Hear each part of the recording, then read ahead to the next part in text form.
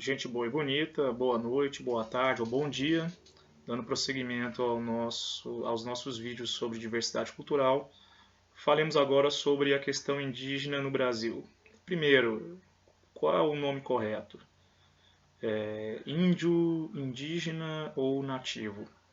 Sobre a origem do conceito de índio, quando os europeus queriam chegar nas Índias, que hoje nós conhecemos como o sul e sudeste da Ásia, atrás das especiarias, isso no século XV, século XVI, eles tinham uma visão, um estereótipo, uma imagem deturpada, feita de vários fragmentos, do que seriam os asiáticos ou o que eles chamavam de índios. Para eles, índios eram povos morenos, na pele escura, olhos puxados e cabelos lisos. Então guardem essas características. Morenos, olhos puxados, cabelos lisos. Quando Cristóvão Colombo, navegando para o oeste, esperando chegar no extremo leste da Ásia, chega ao novo continente, que depois foi chamado de América, ele viu povos morenos, dos olhos puxados, cabelos lisos. Pronto. Chegou às Índias e os povos das Índias são os índios. Mesmo que depois ficasse comprovado, algumas décadas depois, que aquilo era um novo continente, que um também italiano chamado Américo Vespúcio chamou de Novo Mundo, mas que o mapa que o Vespúcio fez foi levado à Europa, e lá um monge alemão chamado Waldmiller, ele copiou o mapa do Vespúcio à mão, e não se sabe exatamente porquê, ele tirou o nome Novo Mundo e colocou o nome de América. Então foi esse monge chamado Waldmiller que teria batizado esse novo continente, ou esse novo mundo, com o nome de América, que vem do Américo Vespúcio. Se fosse pelo real descobridor, entre aspas, deveria ser Colômbia ou Colúmbia, em referência ao Cristóvão Colombo, o verdadeiro descobridor da América. Pois bem, só que esse nome índio ficou. E até hoje nós, o senso comum, dizemos índio, e academicamente também nós falamos índios ou etnias indígenas. Então, o correto não é dizermos índio no plural, índio no singular, perdão, mas índios no plural. O mais correto seria falar de etnias indígenas. Lembrando que não existem raças humanas.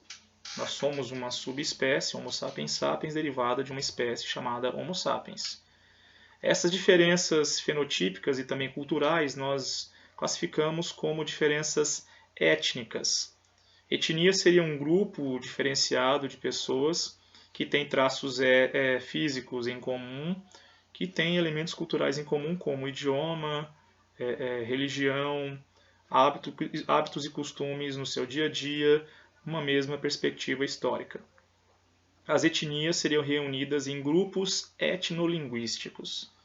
Então, as etnias indígenas ou nativas do Brasil seriam reunidas em alguns grupos etnolinguísticos, sendo os principais 4 deles.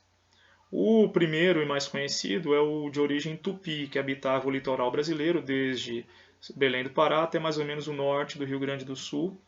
O primeiro grupo de etnias indígenas que sofreu com a conquista e colonização europeia e que foi massacrado. Só que tudo aquilo que nós associamos aos índios e a própria nomenclatura daquilo que nós dizemos nomes indígenas, que eu já citei antes, Oca, Maloca, Roça, Itapetininga, Itaquaquecetuba, Jequiti, Jequitibá, são nomes de origem tupi, do tronco etnolinguístico dos índios tupi. Desse tronco etnolinguístico nós temos os tupi-guarani, os carijó, os tupinambá, os tupiniquim, os guarani e outros que eu não me lembro agora. Há um segundo grupo etnolinguístico, que é o Macro-G.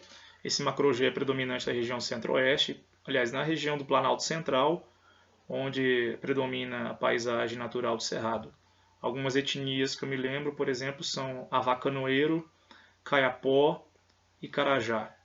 Caiapó e Carajá, que em Goiás nós conhecemos, para quem vai, por exemplo, a São Miguel do Araguaia, ou na divisa com o Tocantins, ou até mesmo no estado do Tocantins, que até 1989 era o antigo norte goiano. E outros grupos etnolinguísticos que, infelizmente, me perdoem, eu não me lembro de etnias específicas, são os grupos Aruac e Caraíba, que ficam dispersos pela região norte ou região amazônica. Os povos indígenas são dispersos por todo o Brasil, por todas as 5 regiões brasileiras, porém eles são predominantes na região norte, onde tem a paisagem natural, o bioma da Amazônia. Tanto que as terras ocupadas por esses índios, na maioria das vezes, são associadas inclusive a áreas de preservação florestal, ou a áreas de preservação, inclusive, da própria floresta amazônica. Eles têm direitos reconhecidos, eles também são cidadãs e cidadãos brasileiros, mas uma categoria diferente, não exatamente como nós, eu e você, somos considerados cidadãos. O estatuto de cidadania deles é algo um pouco diferenciado. Mas eles têm direitos reconhecidos. Na história brasileira, nós temos uma política indigenista ou práticas estatais e governamentais associadas à questão indígena, que teve um longo desenvolvimento, uma longa evolução ou adaptação de acordo com as condições, e que reconhece, desde a Constituição de 1988, que esses povos têm o direito fundamental ao reconhecimento da sua identidade cultural. Identidade cultural é essa que valoriza as suas expressões culturais indígenas, como música, cantos, lendas, alimentação, danças, técnicas artesanais, e também o segundo direito fundamental, que é o direito à ocupação das suas terras tradicionais. Então, as terras que os índios habitam, pela lei, devem ser reconhecidas como terras indígenas, que também são terras de preservação ambiental, seja da Amazônia, do Cerrado, da Mata Atlântica ou de qualquer paisagem natural brasileira. Como foi a dinâmica histórica desses índios na história do Brasil, desde a conquista portuguesa, a partir de 1500, até o início do século XIX, e como nós, brasileiros, lidamos com a questão indígena? Segundo informações de um antropólogo já falecido chamado Darcy Ribeiro, são estimativas que são contestáveis, mas são números que nós podemos usar como referência para entender o drama das etnias indígenas na história brasileira em relação ao genocídio indígena que foi executado por portugueses e também por nós brasileiros. Em 1500, segundo Darcy Ribeiro, haveriam 5 milhões de habitantes no atual território brasileiro. Tupis, Macro-Gês, Caraíbas e Aruaques, e de outros grupos etnolinguísticos também. 100 anos depois, em 1600, esse número caiu para 4 milhões. Em 1700, esse número caiu para 2 milhões. Em 1800, caiu para 1 milhão. E em 1900, final do século XIX e início do XX, caiu para 500 mil indígenas no Brasil. O que causou tamanha mortandade, tamanha perda humana de 4 milhões e meio de indígenas entre 1500 e 1900? Foi principalmente as doenças trazidas pelos europeus e também pelos africanos, doenças que europeus e africanos já tinham contato com elas e imunologicamente durante milênios adquiriram resistência contra elas, como por exemplo gripe,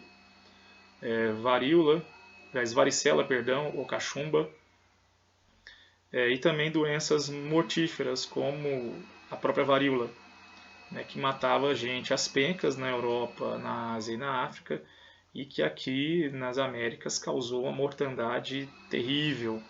Uma simples gripe já matava, imagine a varíola, que é uma das piores doenças infecto-contagiosas que já tivemos registro na história da humanidade. Esses povos indígenas hoje estão algo próximo de 1 milhão no total. Esses povos indígenas, que grande parte deles tem suas terras reconhecidas, mas outros nem tanto. Mas sejam aqueles que não tenham terras reconhecidas e aqueles que têm terras reconhecidas sofrem com assédio de garimpeiros, que invadem as terras indígenas em busca de minérios, que estão abaixo da formação vegetal, florestal. Então eles desmatam a vegetação para ter acesso à riqueza mineral. Riqueza mineral é essa que não fica com os indígenas, ela vai embora, vai para a mão dos atravessadores e daqueles que compram minério para fazer joias, no caso se for ouro. Os povos indígenas sofrem com a ação dos grileiros, que invadem suas terras, falsificam documentos para dizer que aquela terra pertence a ele, ao grileiro, e não é verdade. E também os latifundiários, que menosprezam a legislação, principalmente em terras reconhecidas como terras indígenas, invadem essas terras, anexam as suas áreas, seja para extração de madeira, extração mineral e também para plantações e criação de gado. Garimpeiros, grileiros e latifundiários que, infelizmente, principalmente na região norte do Brasil, ano passado tivemos os infames incêndios na floresta amazônica entre São Félix do Xingu e Altamira, áreas com grande presença de povos indígenas que sofrem um assédio, inclusive, de garimpeiros, grileiros e latifundiários.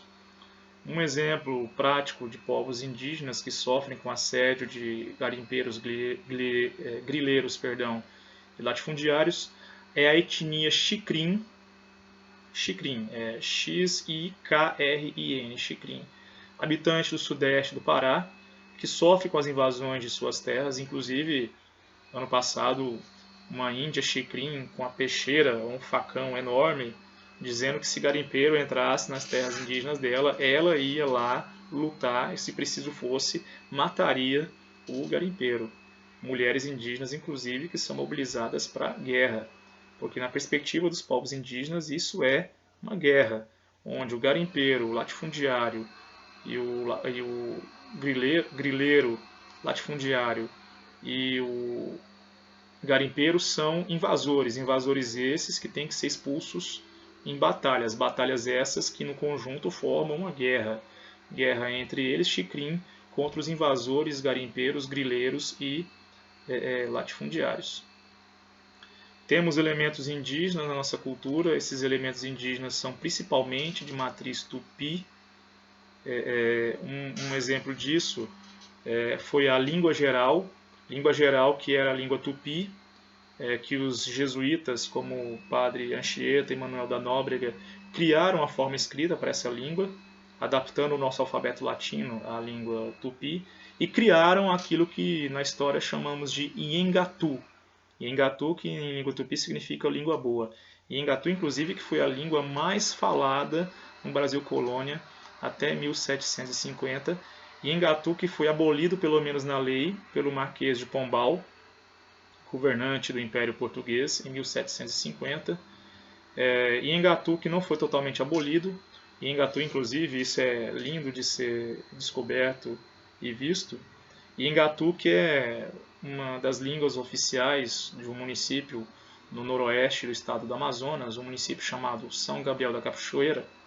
São Gabriel da Cachoeira está numa região chamada Cabeça do Cachorro, uma região de fronteira com a Colômbia, uma região onde a maioria da população é indígena, e as crianças de São Gabriel da Cachoeira, sejam aquelas indígenas ou não, elas são alfabetizadas em 2 idiomas. O idioma português, que é o idioma oficial do Brasil, e no idioma Nhengatu. Então as crianças aprendem a falar em português e Nhengatu, e aprendem a escrever em português e também no Nhengatu. Infelizmente, a maioria de nós brasileiros perdeu o Nhengatu como idioma ou como segundo idioma, mas ainda temos alguns elementos nos nossos ditos sotaques, principalmente nas áreas que antigamente eram chamadas de Paulistânia ou áreas de expansão paulista, como o Triângulo Mineiro, o atual Goiás ou o antigo Sul Goiano, e também o Mato Grosso. Esse R dobrado, onde nós levamos a ponta da língua ao céu da boca, falando porta, porteira, carne, é um resquício cultural do antigo idioma Nhengatu, que se dispersou e se misturou com os sotaques das regiões brasileiras por onde os paulistas, que eram os paulistas antigos, né? Os paulistas antigos ou os caipiras, que eram mestiços de portugueses com índias tupi, falavam o idioma do pai português e também da mãe indígena tupi, e para onde eles iam, eles levavam o português do pai, mas falado com um sotaque muito influenciado do idioma tupi, que vem das suas mães. que falavam tupi e depois o iengatu. Pois bem, esse vídeo é sobre a contribuição indígena na formação da cultura brasileira. No próximo nós encerramos vendo sobre culturas urbanas. Até mais.